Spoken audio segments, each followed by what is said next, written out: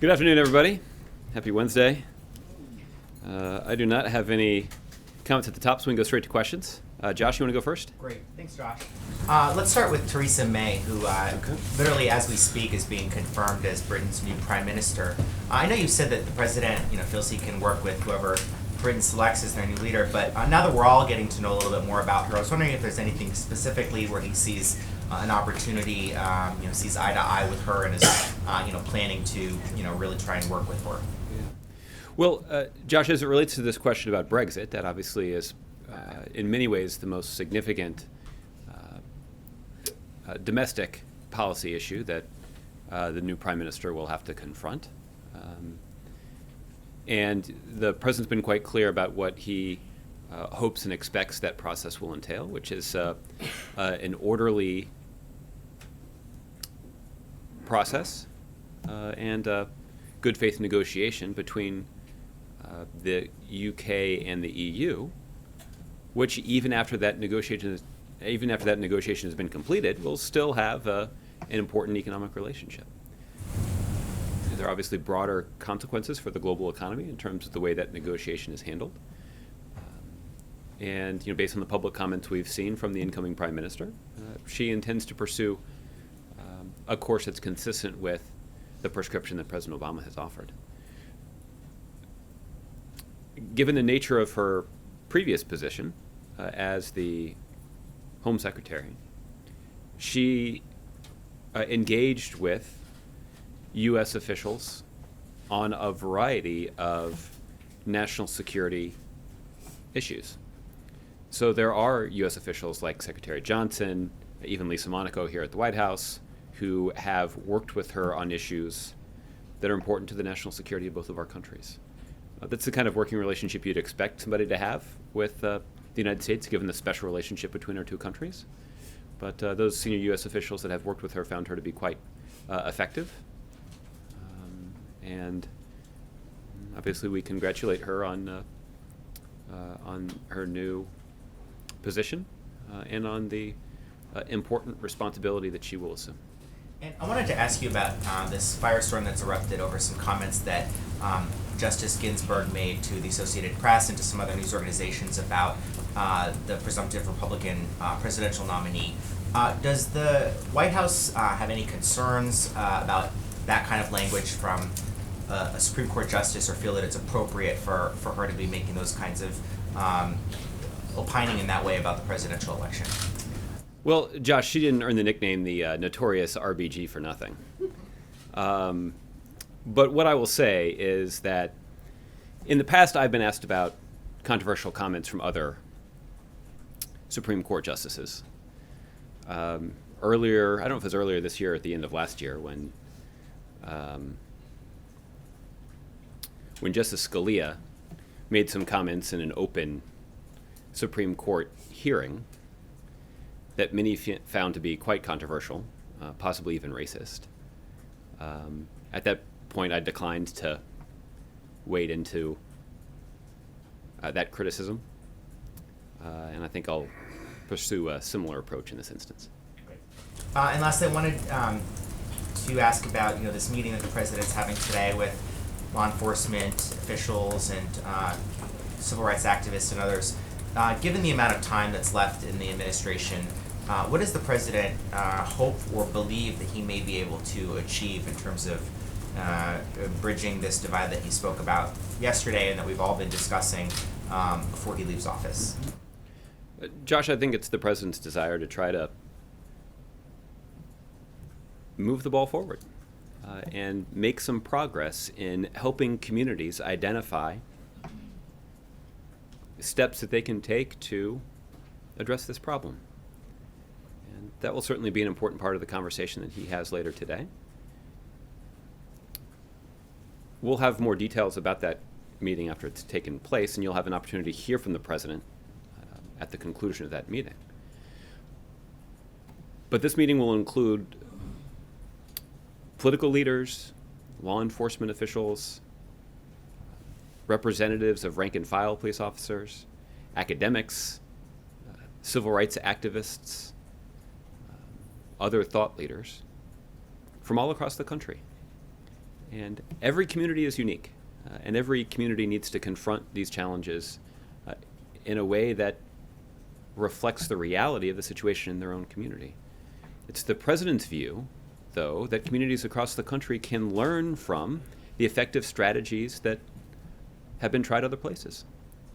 And that was certainly the goal of the Task Force on 21st Century Policing that was organized by the White House. This is a task force that included representatives from a similarly broad set of perspectives that canvassed the country and worked with local community leaders to surface ideas. And the goal was to put forward a set of best practices that communities all across the country could draw upon as they try to confront this challenge in their own communities. And so there certainly will be a discussion about what steps we can take to try to encourage other communities to capitalize on these best practices.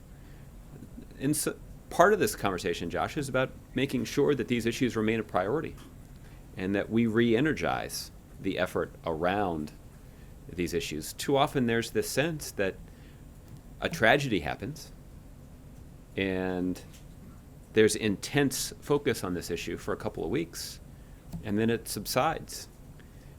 And what's unique about this situation, or what's unique about this challenge, is it's not something that can be solved in a couple of weeks.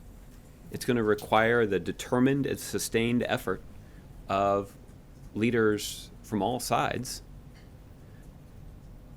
in order to effectively implement some of these solutions. And so the president is hopeful that this convening can be useful in focusing attention on these issues over the long term and making sure that the institutional energy and attention that must be devoted on them to succeed is something that people follow through on. How do you square that strategy of saying, we really want more communities to implement these recommendations that, were created by this task force that you mentioned, with the fact that, this latest tragedy took place in a community, that the White House had actually touted for having done a good job of implementing them? I mean, doesn't that suggest that, they're either ineffective or insufficient to prevent these kinds of things from happening? Well, I guess when you say it depends on what you mean by to prevent these kinds of things from happening. I don't think that, unfortunately, there's any set of best practices that will ensure that.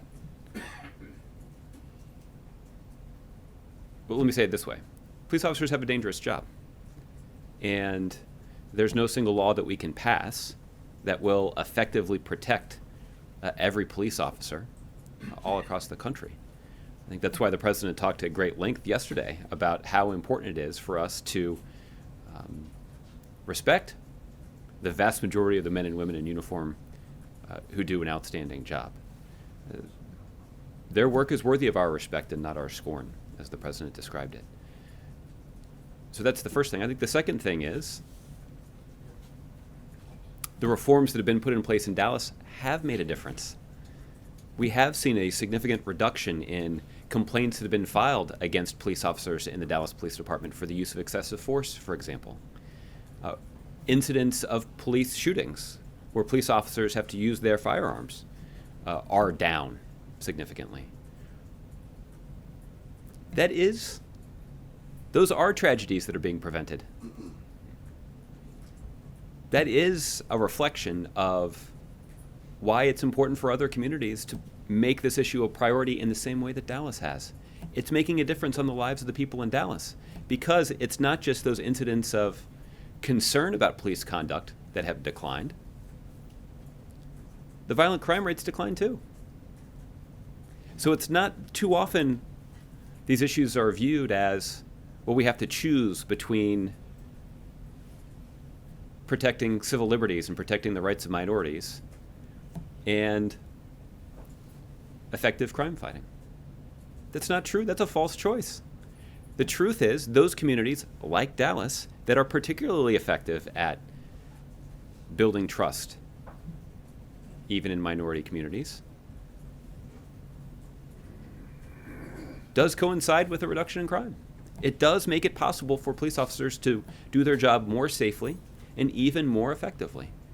And that's the case that the president will certainly make in the context of today's discussion, and It certainly is the case that he's hopeful that policymakers and political leaders and law enforcement officials and activists all across the country will hear. Okay, Aisha. Thank you. Following up on the response to the Dallas shooting and the other high-profile police shootings. Yesterday, the president said that he had seen how his words were inadequate to respond to all of the shootings that the country has dealt with. But at this point, is there really anything that the White House can do that beyond words, beyond having meetings, beyond the town hall, beyond just urging jurisdictions to take on these practices? I mean, is there anything that the White House can do that's really beyond words at this point? Well, first of all, as the president acknowledged in his speech yesterday, and he said it more eloquently than I will from here, but he talked about how powerful words can be in rejecting despair and ensuring that we, for all our differences, that we try to open our hearts to demonstrating some empathy to people that don't look like us or may not share our perspective. That it's through that path we can find concrete solutions. So the president did acknowledge that his words have been inadequate in completely solving this problem. But the other observation I have about yesterday's remarks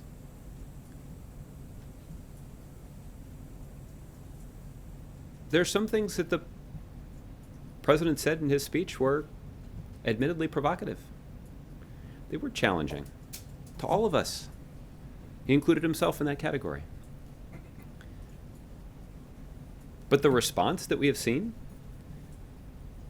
from his speech has been quite positive.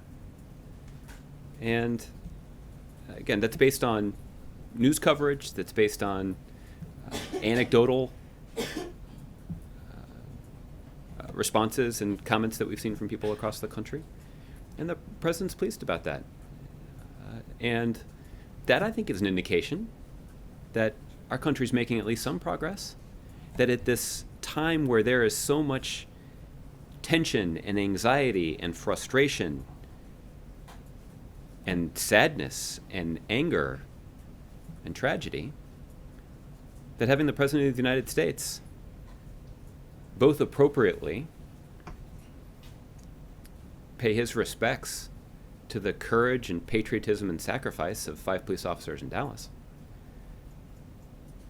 but also challenge the country and have the response be positive, I think is a good thing. And again, I think it says something important about the president, but also says something really important about the country. It's a little bit different than the question that you asked, but I felt it was important to acknowledge that, yes, the president was blunt about the inadequacy of his words, but it doesn't mean that words aren't important. I think yesterday was a good illustration of that. Beyond that, the question that you're asking is essentially the subject of the discussion today.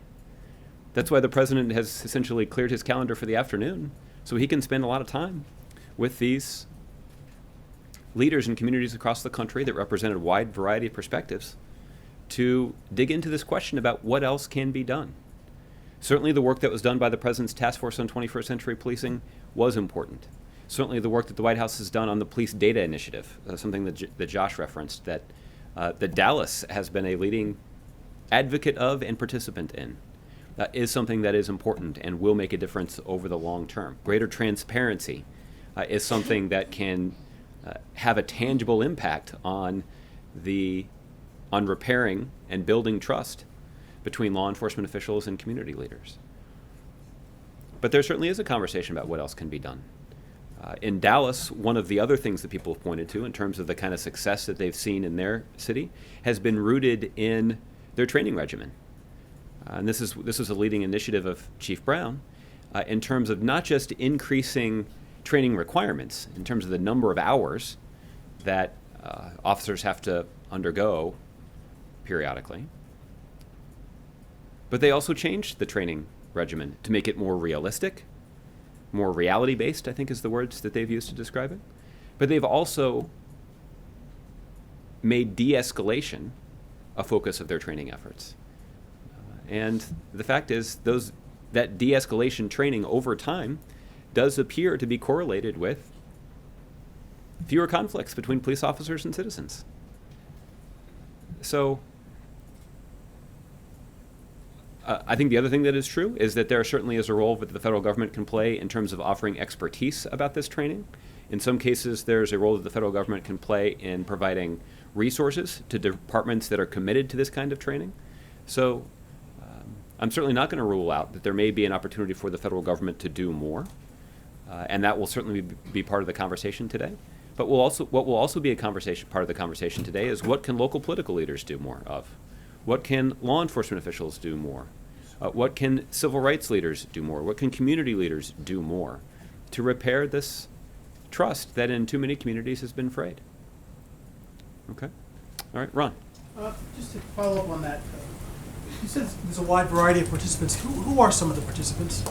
So we'll get you a list later this afternoon as the meeting gets started. But in terms of what kinds of backgrounds they represent, you said it was a variety of. Are we talking about? Well, in some cases, we're talking about elected officials. We're talking about law enforcement officials, police chiefs, and other. There are also representatives of rank and file police officers. There are academics. There are civil rights leaders. Are some of these people who, are some of these groups that the president has been at odds with, for lack of a better characterization? Are there critics who were specifically invited? Well, I think that there are people who are participating in this meeting who've uttered public comments that have not been 100% supportive of what the president's had to say. Well, listen, you'll have an opportunity to evaluate once you see the list of people who are attending.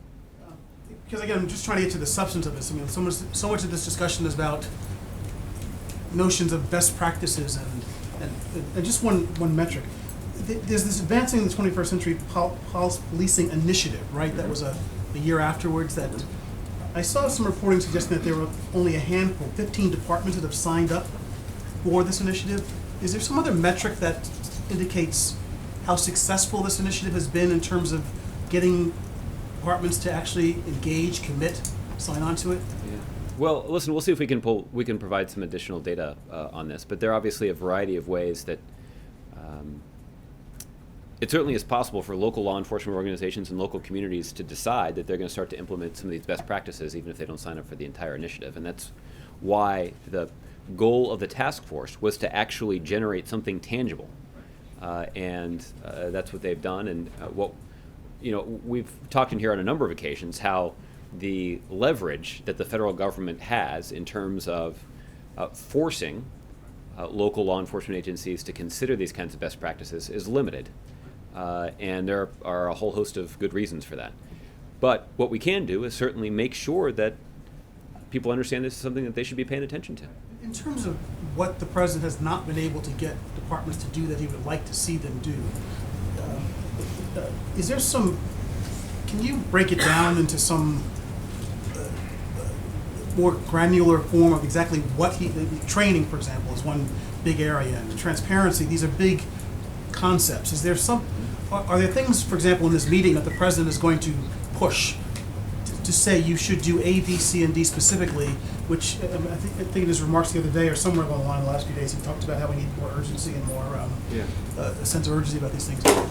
What specific things is the president going to try and push? I know this is a conversation, but clearly he has very strong ideas about what he would like departments across the country to do tomorrow. Well, listen, I think the first thing that the president will acknowledge is that there's no cookie-cutter solution that can be applied. Every community is different, and every community has their own unique dynamics. Every community has their own traditions. Every community has their own history. So, again, that is why it is incumbent on governors and mayors and community leaders and leaders in law enforcement to focus on these kinds of solutions. And it's going to require a collaborative effort.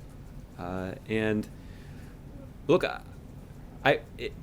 if only it were as easy as saying, do this one thing and all these problems would be solved.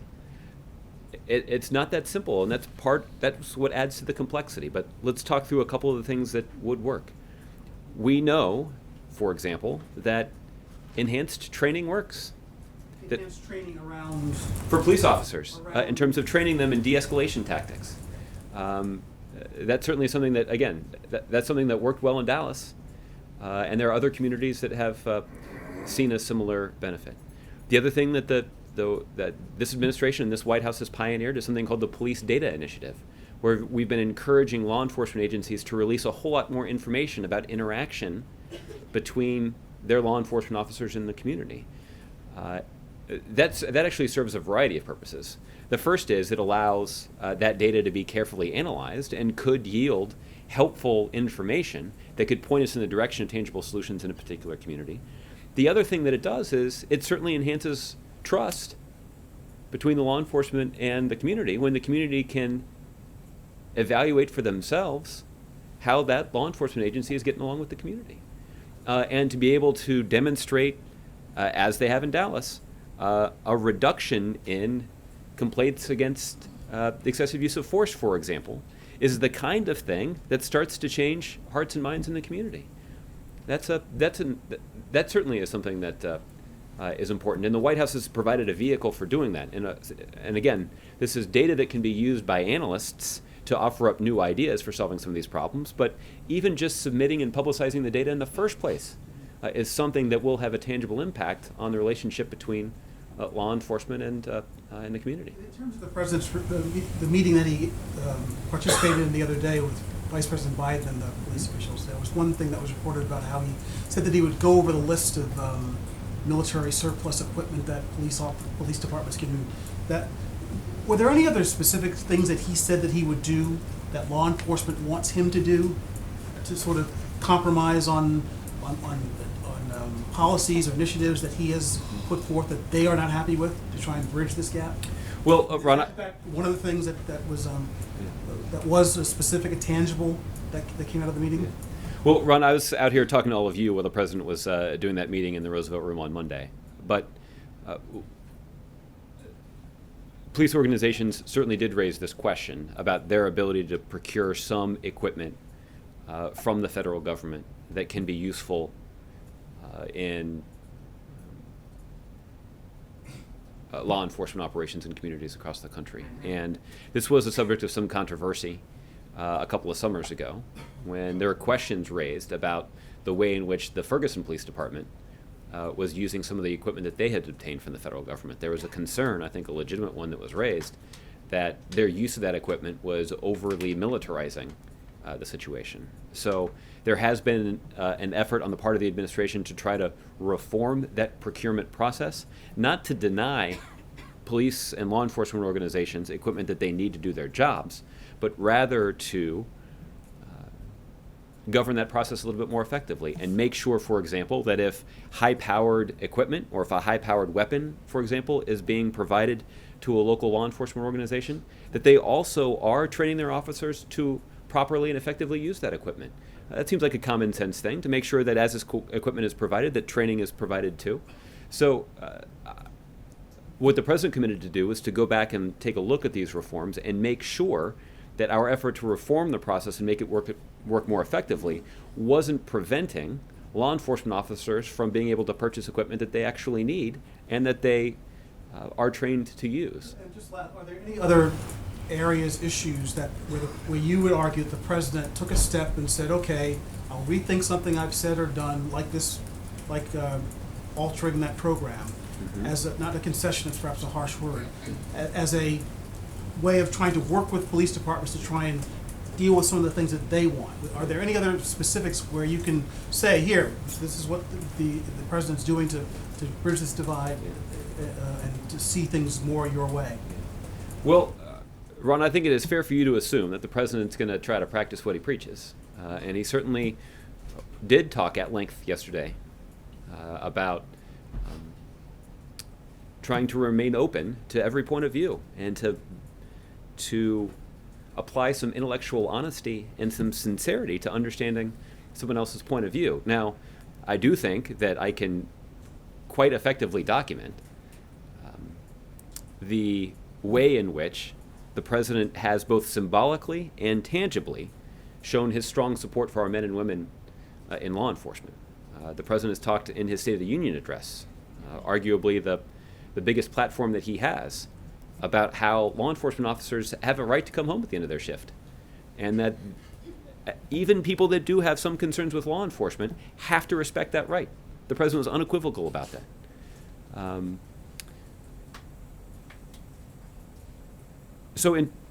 But yes, the president is interested. The reason that the president had the meeting on Monday, or the reason, I guess I should say, the reason the president attended the meeting that was organized by the vice president on Monday, to be more precise, is that he wanted to hear from leaders in law enforcement. He wanted to understand their perspective. That at a time when their officers are under so much scrutiny, he wanted to understand how they saw the situation. And I think the president found that valuable. Does the president, why did he think it was appropriate to mention the recent cases in Minnesota and the Sterling and Castillo cases in that forum yesterday? They're under investigation. There is a DOJ investigation of one of them. They're unresolved. Why did he feel that at a service focusing on the deaths of law enforcement that he needed to bring up those cases?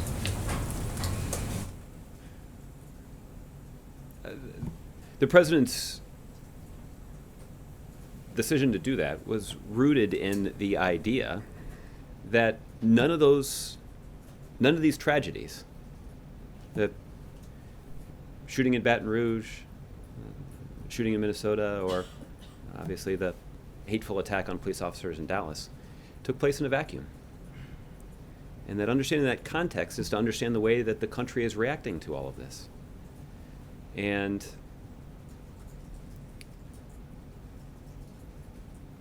the point that the president was making is that, yes, the situations in Baton Rouge and Minnesota are under investigation. And they should be. And we're all going to have to limit our comments on them while that investigation is ongoing. But the two men who lost their lives in those two incidents are people that had loved ones. They had people who cared about them. They have people in communities that are grieving their loss.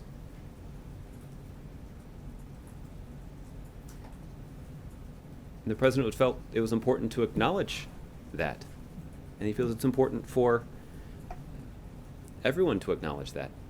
That, of course, does not, as the president said, that doesn't condone in any way an act of violence against a police officer.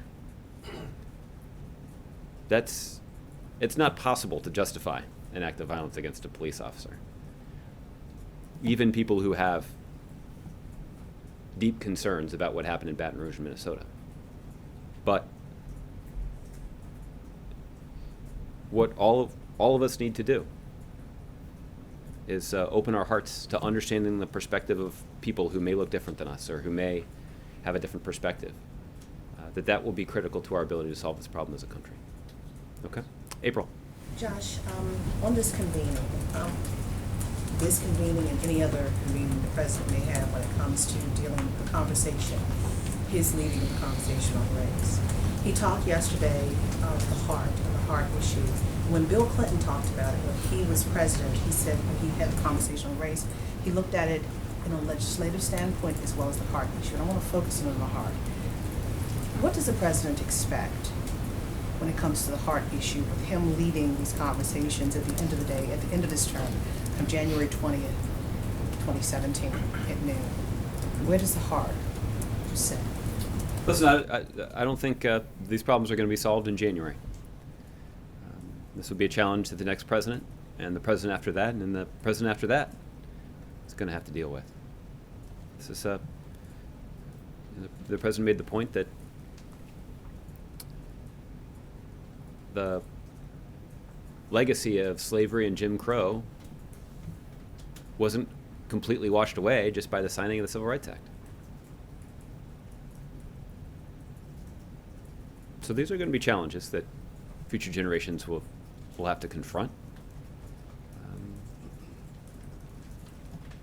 But previous generations can tell us in vivid terms how much progress we've made. And the president had the opportunity to pay tribute to that earlier in his presidency when he traveled to Selma in the spring of 2015 to commemorate the progress that was made in that community. And the president was blunt yesterday about denying that progress is to fail to appreciate the sacrifices that were made by Americans of all races in pursuit of civil rights, in pursuit of the ideals and values of this country. So the president's hopeful that we can make some progress. And as I noted in my answer to Aisha, I think the response that from the country to the president's speech yesterday is an indication that we are making some progress. So when you look at the issue with the community and police, that's one component of a larger issue. Will the president begin to break it down? Because when you look at stats, the facts from any department within your administration, there are a high number of negatives in almost every category when it comes to African Americans and our Latino brothers and sisters in this country. Will he also move into other aspects? Is this just one component of a broader focus on race, or is this the piece that he feels that he needs to deal with right now and that's going to go throughout the rest of the term? Well, April, the president certainly did talk about a phenomenon that he's discussed in previous settings as well, that in too many communities across the country, there are not sufficient resources dedicated to things like expanding economic opportunity, giving kids access to a quality education, making sure that good health care and good mental health care is available, ensuring that there are healthy foods available for purchase. These are the kinds of things that are critical to the success of a community. And too many communities and the people who live in them are deprived of those basics. And the consequences for law enforcement are that those problems get thrust on them. And that's not fair. Their jobs are, the jobs that are performed by our men and women in law enforcement are hard enough already. The president described it yesterday, to make them not just a law enforcement officer, but to make them a teacher and a parent and a drug counselor is unfair. And the president, frankly, is tired of people feigning surprise when the tensions boil over. So that's why he's going to continue to fight for things like raising the minimum wage and increasing funding for schools and trying to expand job training and fighting for equal pay for equal work, continuing to encourage states to expand Medicaid. These are all things that are going to have a tangible impact on the health and well-being and success of communities across the country. And if effectively implemented, and if we can make some progress on those things, that won't just improve the lives of the people in those communities, that will at least a little bit lighten the significant burden that is borne by our men and women in law enforcement. I want to rewind the clock a bit. Going back to early in this president's presidency, when his friend Henry Skip Gates had a confrontation at his home as he was trying to go into his home with Sergeant James Crowley. What did the president learn from that beer summit that he had right outside of the Oval Office, and what is he going to bring from that into today's session? I don't know if I have a good answer to that question. I think the president, I think, wanted to use that moment, as he described it, as a teachable moment, and he was hopeful that it would, that situation and the ability of those two men to come together in the Rose Garden of the White House would serve as a useful illustration, again, that our country is not quite as divided as it might seem. But that may be the kind of question in terms of the president's own personal lesson from that situation, maybe one you have to direct to him. And lastly, since I brought up the beer summit, and that was such a pivotal moment, that kind of led to the thread with issues of the community and policing throughout this presidency, throughout his almost 8 years. I want to go back to the convening and kind of relate this to the beer summit. So would Skip Gates be one of those in the meeting, as well as Sergeant James Crowley, and also is Sylvia Burwell in that meeting, since she was the head of President Clinton's conversation on race with America? We'll get you the full list, but later today. So I don't think any of those people are on the list. Really? Yeah. Andrew. Thanks, Josh. Since about 2004, the president has exposed this idea that there's, excuse me, that there's no black America, there's no white America, there's just the United States of America. Given recent racial tensions that we've seen and given the rise of Donald Trump, is the president reassessing that notion? Not at all. Andrew, it would be easy to conclude if you just looked at the tone and tenor of the political debate in Washington, D.C., that our country is quite divided. And the president does not believe that our country is nearly as divided as it might seem. And I think there are any number of examples of that.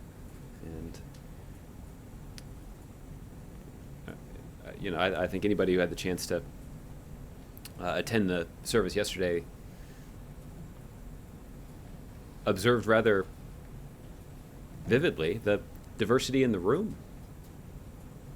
It wasn't just that there was a white mayor and a black police chief who were standing on the same stage grieving the loss of 5 police officers. The room was filled with police officers in uniform. And it wasn't just the white officers who were grieving the loss of their colleagues. There were men and women, black, white, brown, Asian, all in uniform, all grieving that loss. And they heard expressions of sympathy from the white Republican president, and they heard condolences from the current black Democratic president. Those are all, particularly when you consider the legacy of race in Dallas, Texas.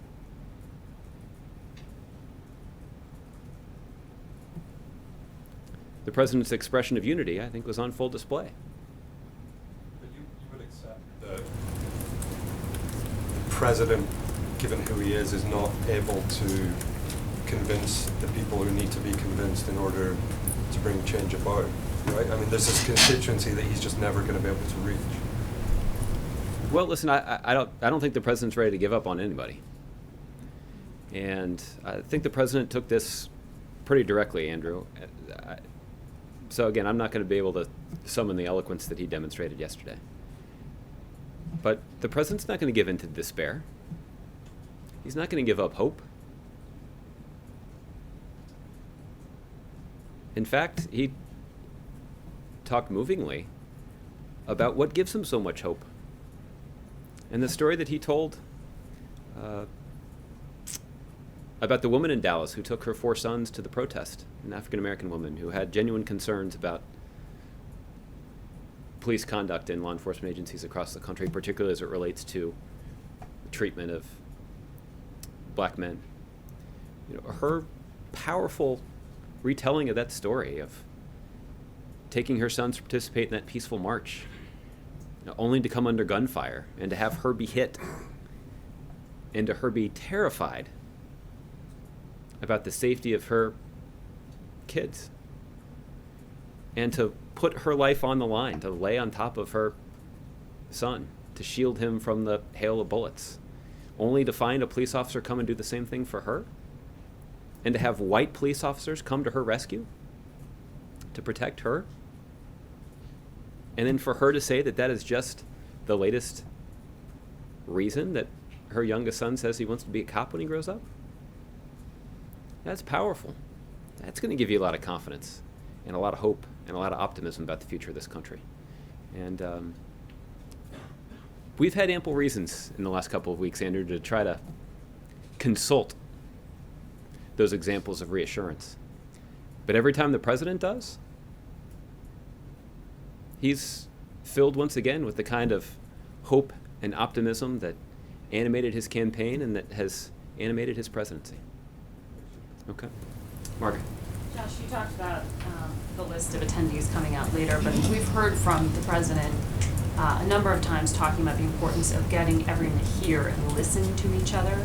Can you say, at a minimum, if anyone from Black Lives Matter is going to be in the room to be listened to and heard? There will be individuals who I think would describe themselves as part of the Black Lives Matter movement who will be participating in the meeting today. And can you explain why that's important? Because there is, there are a lot of people who have a problem with the movement as it's entitled alike. Yeah, look, and again, I think this is the president's desire to bring people into one room that have a variety of perspectives to represent. I'm confident that there will be law enforcement officials in the room who are deeply troubled by the actions and comments of some people who associate themselves with the Black Lives Matter movement. And the president has cautioned about applying the controversial some comments and actions of some. He didn't call them controversial, he called them stupid. Actions and comments of some, and applying them to an entire movement is just as unfair and just as wrong as attributing the illegal actions of a couple of law enforcement officers to every cop in the country. That's wrong too. That's not fair. It's not accurate. And resisting that impulse and keeping open our hearts will be necessary to making progress on this challenge. Can you say whether the president has decided how he's going to continue to talk, communicate, maybe take on this issue after the end of his term? I know you said everything's not going to be fixed by January. I can imagine he wants to continue working on it. I would anticipate that the president will continue to work on this and talk about these issues and maybe even write about them in his post-presidency.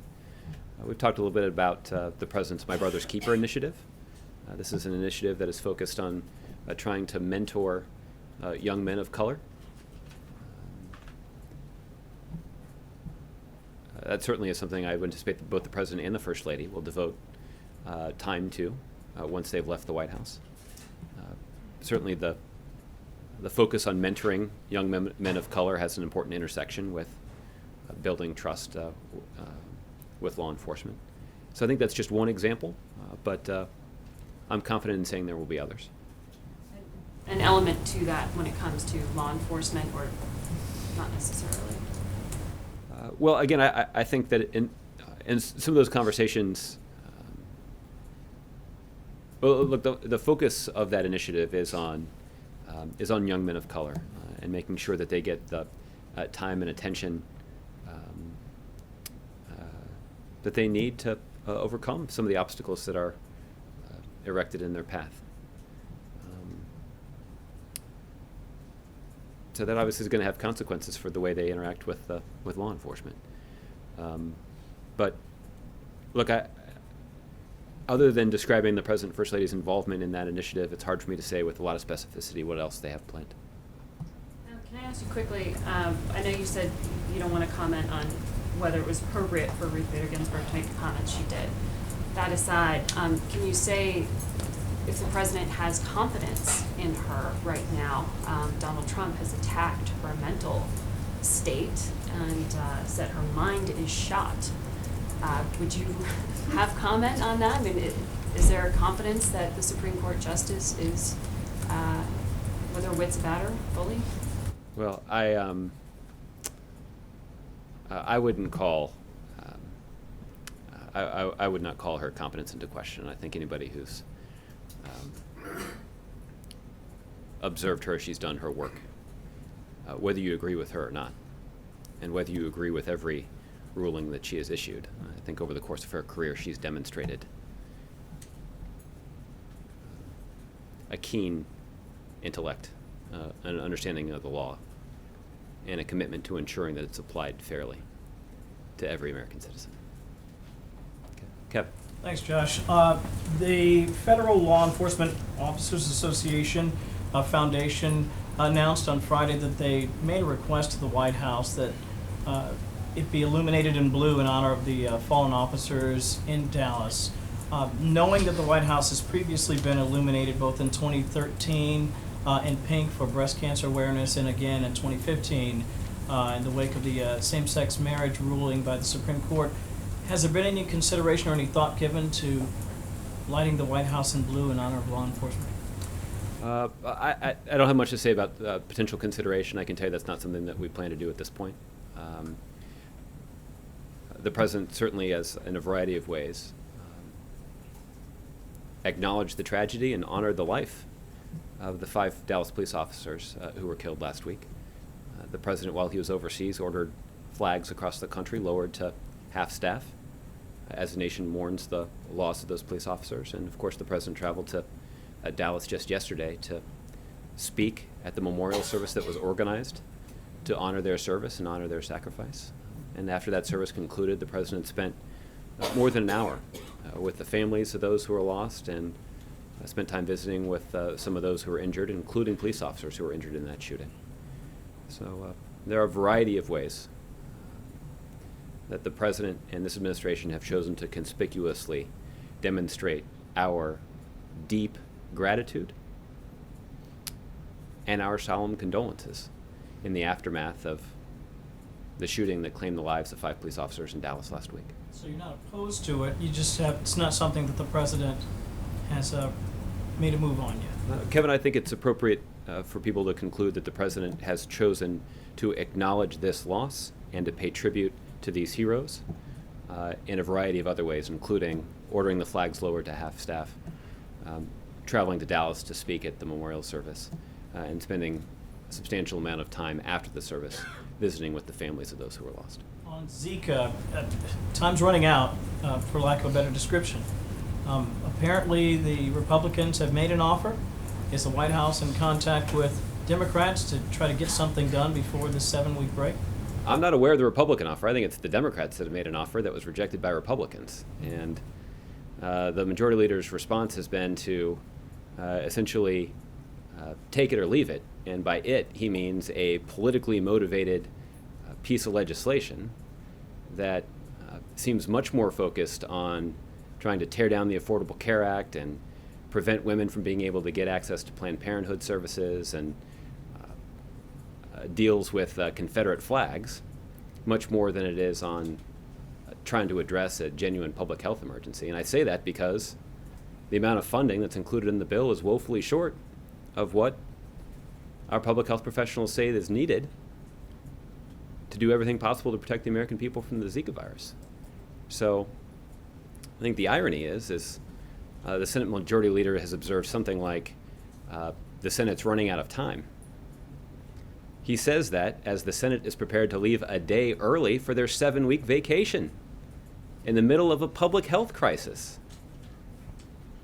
So, not exactly sure how he squares that, but instead of trying to confront a public health crisis, maybe we'll just tune in and listen to him speak at the Republican convention, because I guess that's where he'll be instead. Speaking of the Republican convention, Donald Trump is Kevin's not one to miss a segue, guys. There you go. Right on by that. Well done, my man. Thank you. Donald Trump's going to be on Fox tonight and on Special Report with Brett Baer, and knowing how much That's a good plug for Mr. Baer right there. love to talk about this subject.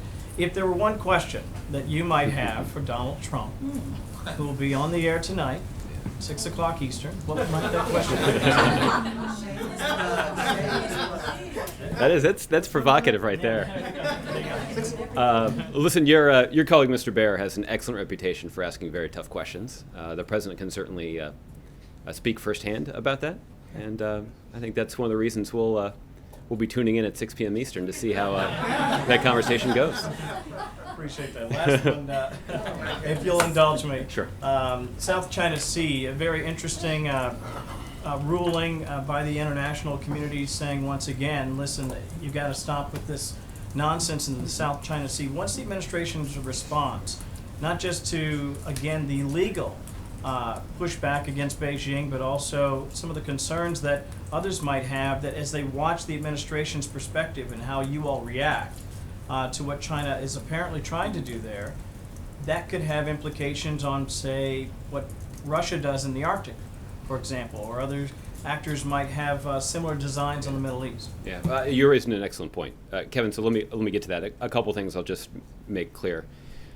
The ruling that was issued by this tribunal was quite extensive, and I know that it was now more than 24 hours ago, but I can tell you that administration lawyers continue to review the ruling. So I can't offer a definitive reaction to it, but there are a couple things I can say. The first is to remind all of you, and to remind anybody who may be reading this transcript, that the United States is not a claimant to any land features in the South China Sea.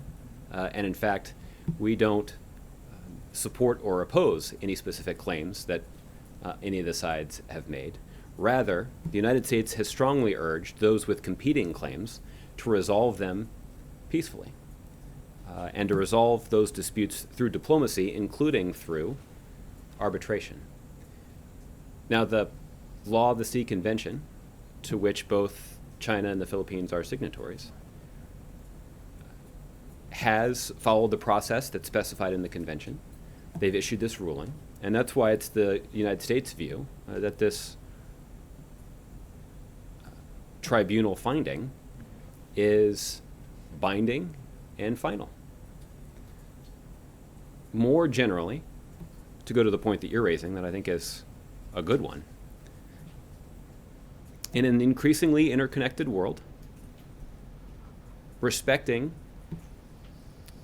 international laws and rules is critically important. There are norms that must be observed to ensure the success of our interconnected world. If we want to be able to trade effectively, if we want to be able to travel internationally, if we want to ensure that our integrated global supply chain continues to function in a way that's as efficient as possible, we know that enhances the economic prospects for everybody. We know that our ability to travel anywhere around the world is something that we value. So this interconnectedness is something that has to be protected. And if there's a willingness on the part of bigger countries to violate those norms and to throw their weight around, that can be disruptive. And the irony is that the biggest countries with the biggest economies are the ones that have the greatest incentive to protecting the stability of the world order. And that certainly is why you've seen the United States make such a strong statement about the need to resolve these disputes through diplomacy and through arbitration. We want to protect the billions of dollars of commerce that flows through the South China Sea. We want to protect the transit lanes and the shipping lanes in that region of the world. And we want to make sure that those competing claims don't devolve into some sort of military confrontation. So that's why we've taken the position that we have. We're not claimants, but we are certainly hopeful that those with competing claims will work to resolve them peacefully. Okay. Cheryl. Thanks, Josh. Speaking of the Senate, trying to segue. Traditionally, the Senate passes maybe a larger package of nominations before they go on longer recesses. I'm wondering if you are expecting any nominations to move through, and especially I was just reading about Carla Hayden, who's the Librarian of Congress, who hasn't been able to move, along with a bunch of others. Yeah. I don't know what the Republicans in the Senate plan to do before they adjourn a day early for their 7-week recess. They got a convention to get to. One thing I do hope that they'll do, though, is they'll give the consideration to Dr. Carla Hayden's nomination that she deserves. This is somebody that the president nominated early this year to be the Librarian of Congress. She is somebody who is eminently qualified. She has served in leadership positions at library systems across the country, most recently in Baltimore. She is somebody who's got a PhD in library sciences from the University of Chicago, and she's taught in her field both at the University of Maryland and at the University of Pittsburgh. Her academic credentials are unimpeachable. She's also the first woman nominated for the job. And I don't know what the Republican explanation is for continuing to block her nomination. But it sure doesn't seem fair.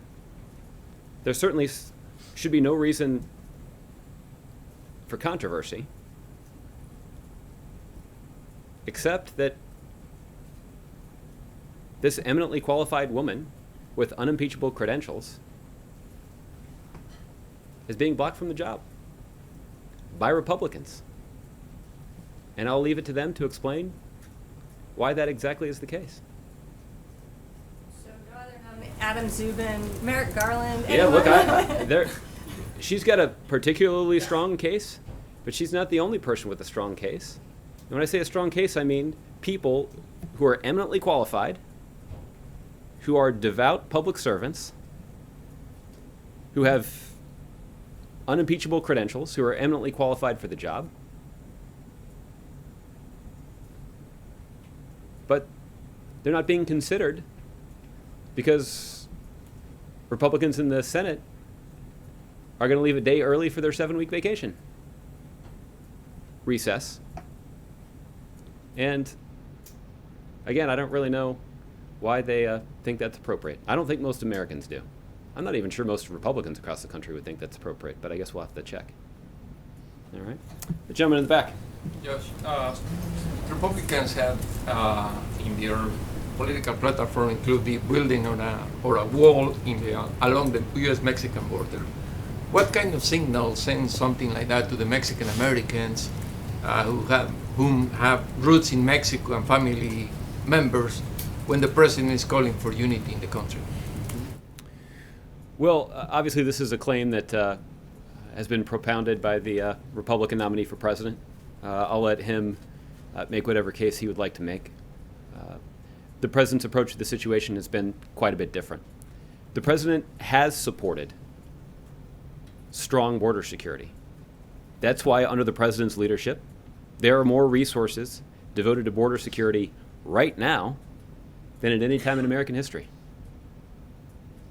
The president also supported a common sense immigration reform package that would have made an even larger investment in border security and would have become law if it weren't blocked by Republicans in the House of Representatives. So the president's view has been to try to use his executive authority to try to fix as much of our broken immigration system as possible. And the Supreme Court wasn't able to reach a final conclusion on some elements of those executive actions. But in other elements, we have been successful in making sure that we're effectively using our limited law enforcement resources to protect our communities and to try to fix as much of our broken immigration system as possible. All of that is a reflection of how the United States has benefited from a strong relationship with Mexico. And the U.S. government and the Mexican government have been able to coordinate effectively on a range of public safety issues. And we certainly have our differences, but we are able to coordinate effectively. And the president discussed this when he was in Canada and had an opportunity to meet with his Mexican counterpart a couple of weeks ago. So, it's clear that there have been different approaches, but ultimately the American people will have to decide which approach they like best. Okay? Megan. Thank you, John. Back to Dallas. Could you give any additional details or color as to the president's meetings with the victims' families, with the wounded officers? Did he have any one-on-one time with President George W. Bush? The president and the First Lady did have an opportunity to spend some time backstage with President Bush and Mrs. Bush. Their paths don't cross often, but the president certainly did enjoy the opportunity that he had to catch up with President Bush a little bit. Despite their well-chronicled political differences, there's a genuine affection that the two men have for one another. I think that was apparent from those of you reading body language on stage yesterday. I think that's been apparent in reading body language in other public settings where they've appeared, including at the dedication of President Bush's library, and when President Obama and the First Lady traveled to Selma, President and Mrs. Bush were there as well. They got to spend some time together. They marched over the bridge together. All that's an indication of the genuine affection and appreciation that that President Obama has for President Bush, and by all accounts, that affection has been reciprocated by President Bush. As it relates to their interaction with the families, I was not in the room while the President and the First Lady were meeting with the families of those who lost loved ones last Thursday night in Dallas. So I don't have much of their interaction to read out. Can you say, from those conversations, including with the former president, were there any policy takeaways that the president's going to be bringing with him today? Any requests, any recommendations to move the ball forward? Not that I'm aware of. There were not any heated policy discussions backstage. I think most of it, again, most of their discussions were personal or social in nature, and I also think reflected the somber mood. And what's the president hoping to get out of or accomplish with tomorrow night's town hall? Well, tomorrow we'll certainly on ABC at 8 o'clock Eastern. If Kevin's going to do it, you certainly can too, Megan.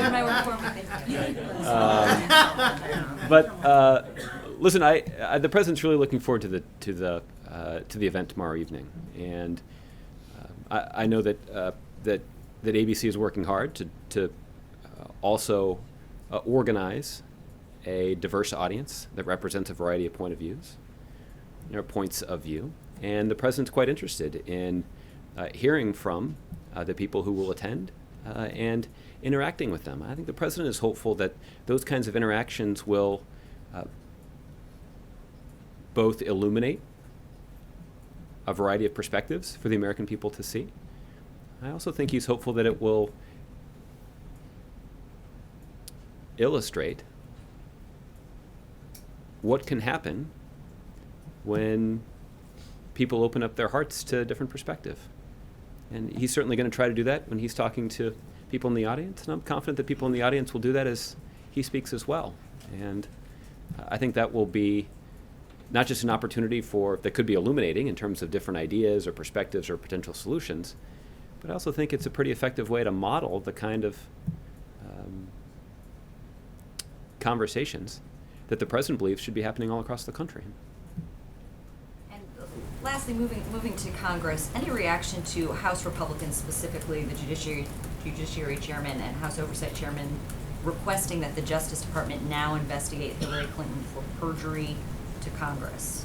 I don't have any comment on that. I'll let the Justice Department decide what they believe is the most effective way to respond to that referral.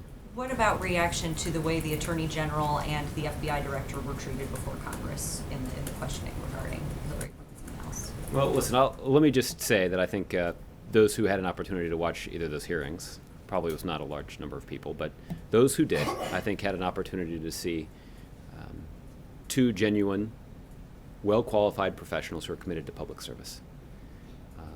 And I'm referring to the witnesses, not to those who are asking the questions.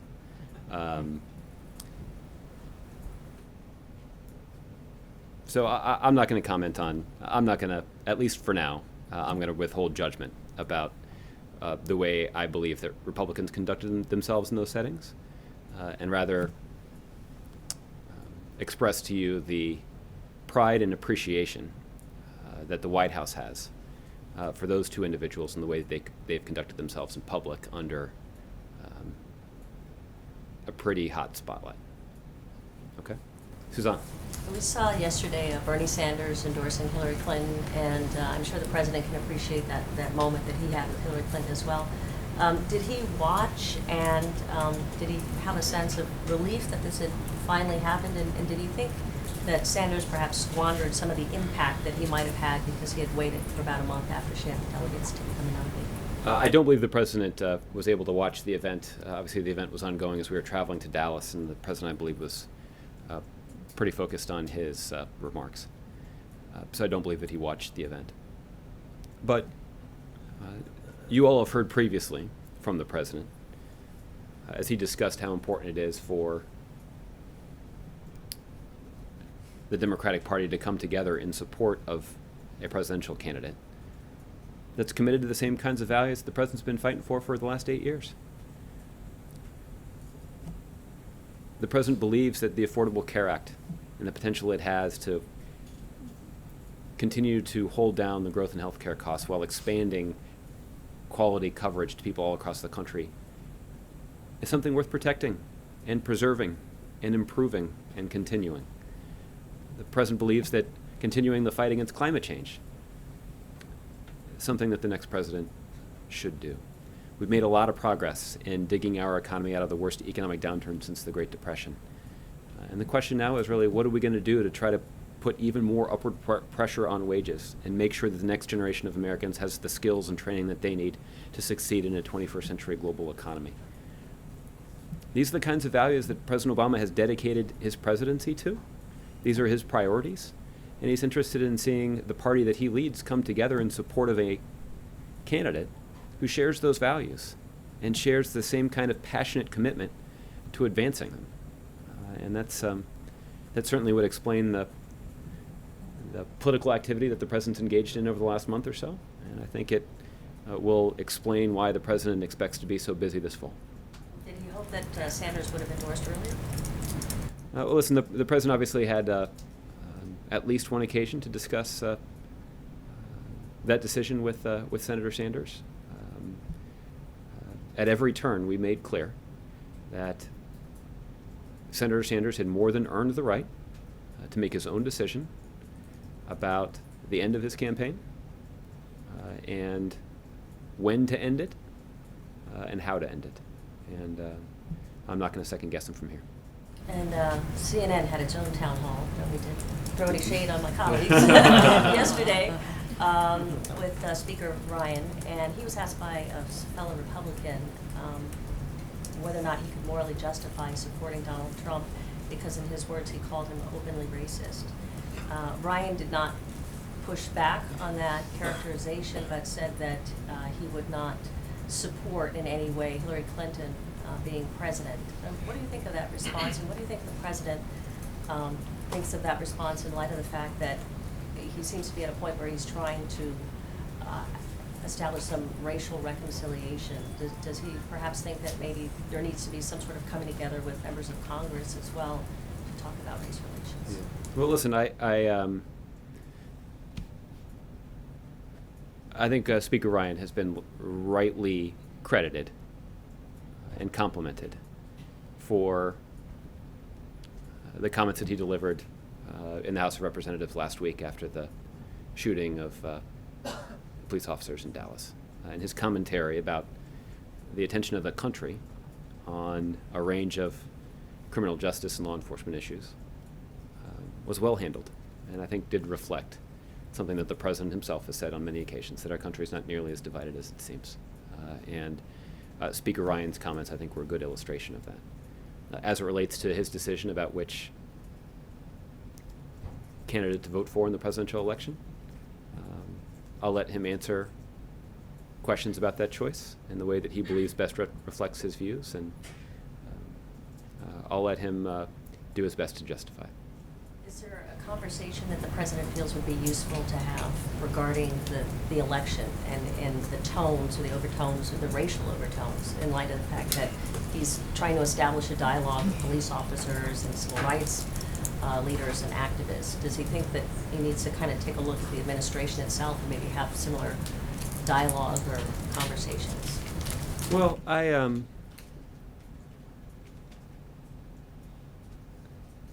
I guess what I would say is that, again, words are important, and it certainly matters when we're expressing our perspective to one another, that we remain open to the views of people who might see things differently or might look differently than we do. The president believes that there's real value in that. The president also believes that when you're in a leadership position like President of the United States, or mayor of a large city, or police chief of a large police department, that your responsibility extends beyond just talk. There's a responsibility that you have to look for concrete proposals and solutions and to try to advance them. that will be the nature of the conversation that the president has today, and I think that will be the nature of a number of conversations that take place within the administration too. Think about what are there additional things the federal government can do to support state and local law enforcement and political leaders as they make their own decisions about confronting these challenges in their communities. And that certainly is something that's worth discussing. It's also something that's worth acting on. Okay, JC? Josh, a lot of transition going on in the world right now. You spent some time, I'm sure, with the president, maybe some reflective time on Air Force One coming back from Spain. There's a whole new look, basically, to the world and to NATO. We have a first female prime minister in many years. Angela Merkel, the Chancellor of Germany, is a woman.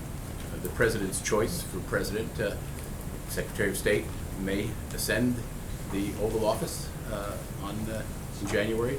And there's even a possibility of France having a leader, Marine Le Pen, at some point in the election.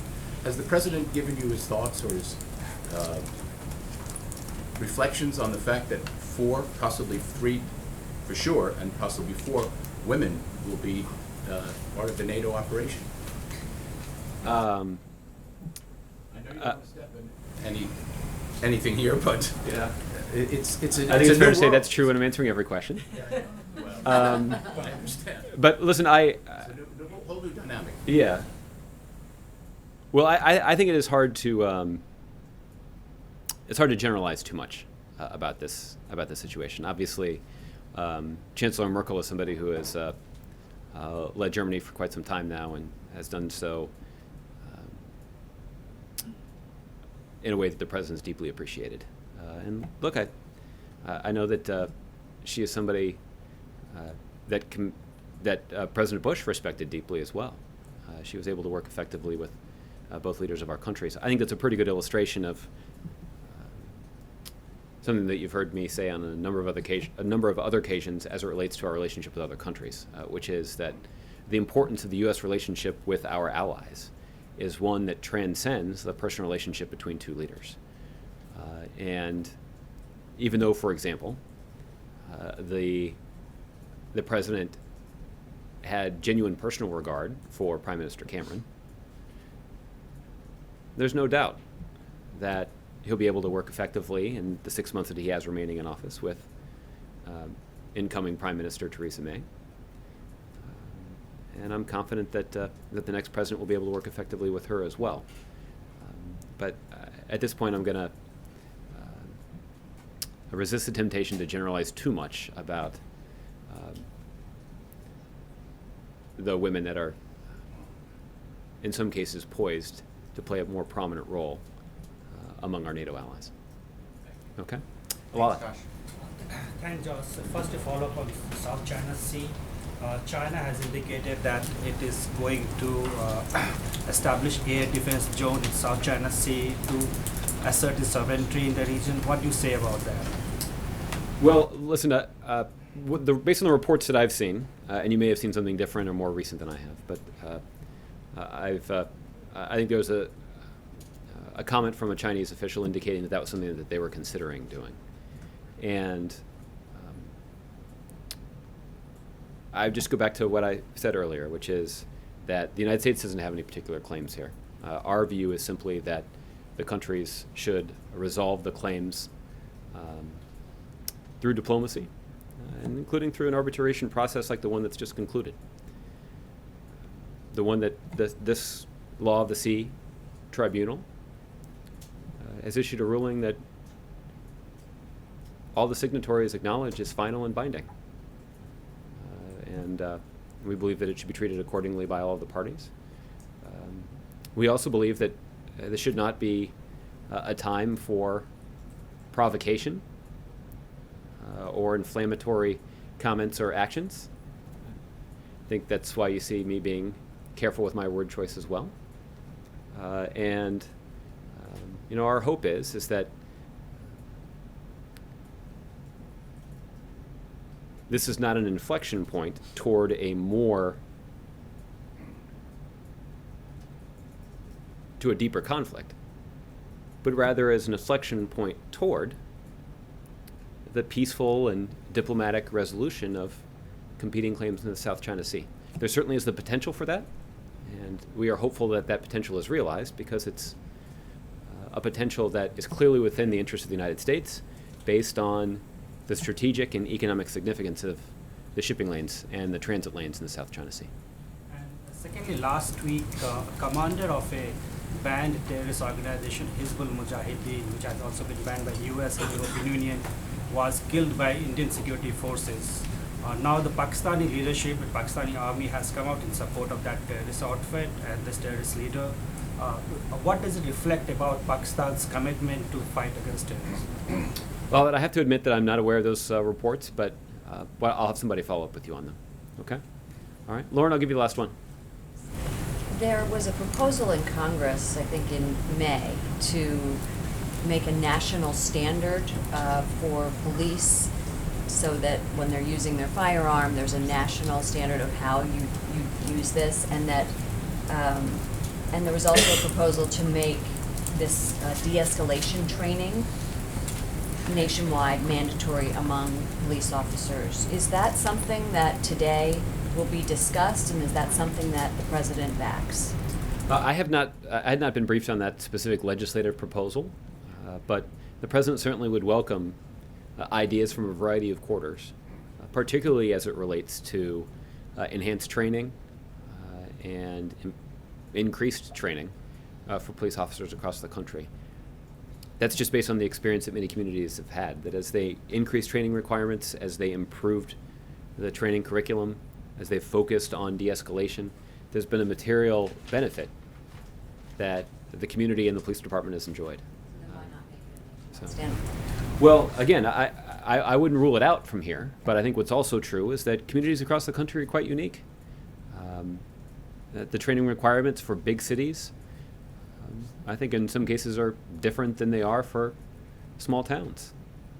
The training for a highway patrol officer, for example, might be different than the training that a police officer that more frequently works in a county jail, for example, might receive. So I'm not ruling out that idea, but I think there also is a strong case to be made about the need to tailor some of these training requirements to reflect the environment in which these officers are working.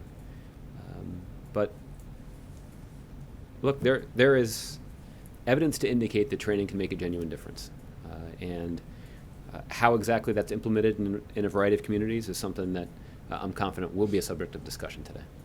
The president's biggest critics have said that his speech yesterday, the first 10 minutes, were one of the most eloquent that they have seen, and then said that the speech devolved when he brought up gun control and policy. Why did he decide to do that? Why at that moment did he decide to bring in policy at an interfaith memorial service of 5 slain officers? Well,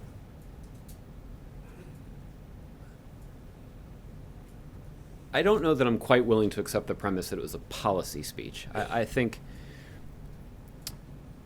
what I would acknowledge, I think what the president did acknowledge, is that there are at least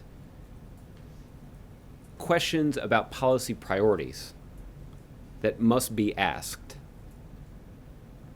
when we're considering the performance of police officers across the country. And when the president talked about how there are communities in this country that have inadequate economic opportunity, inadequate schools, inadequate health care, inadequate access to healthy foods, inadequate access to job training, inadequate access to mental health care, that has the effect of making the work of our police officers even more difficult. Because even as the rest of the community, the rest of the city, would rather forget about those deeply entrenched problems that are plaguing one specific community, the expectation of the city and its citizens and its leaders is that police officers are the ones that are going to go and keep things quiet and make sure that the problems that are plaguing that community don't intrude on the rest of us. and you put police officers in a position where they are the after-school counselor and the drug counselor and the parent. Those are tough jobs. And asking a police officer to do those in addition to being a police officer is unfair. And the president has expressed his own, I don't think he expressed exasperation yesterday, but I think there are plenty of us who are exasperated by the fact that when that dynamic leads to a situation where tensions boil over, that people act surprised.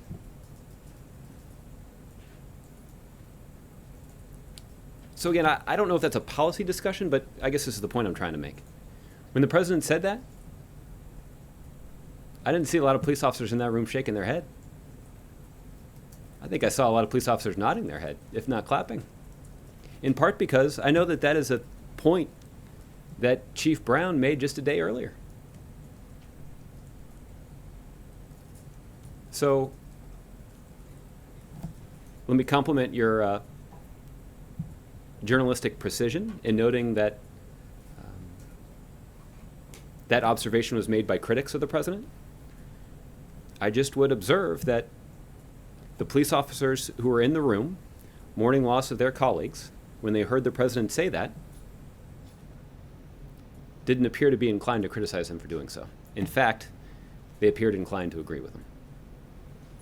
I know everybody wants to go, but one last question. You put out very little information about this meeting in an hour. What you have put out does not include faith leaders. Will they be there?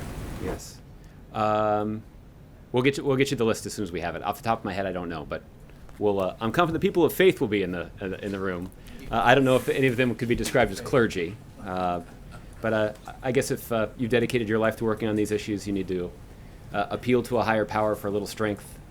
I know the president does. Amen to that. Thanks, everybody. We'll see you tomorrow. Are you trying to give out the list just to make sure who's coming, that they come, that you invite come? We want to make sure we get you an accurate list, and we'll have it hopefully the next hour or so. Okay. Thanks, everybody.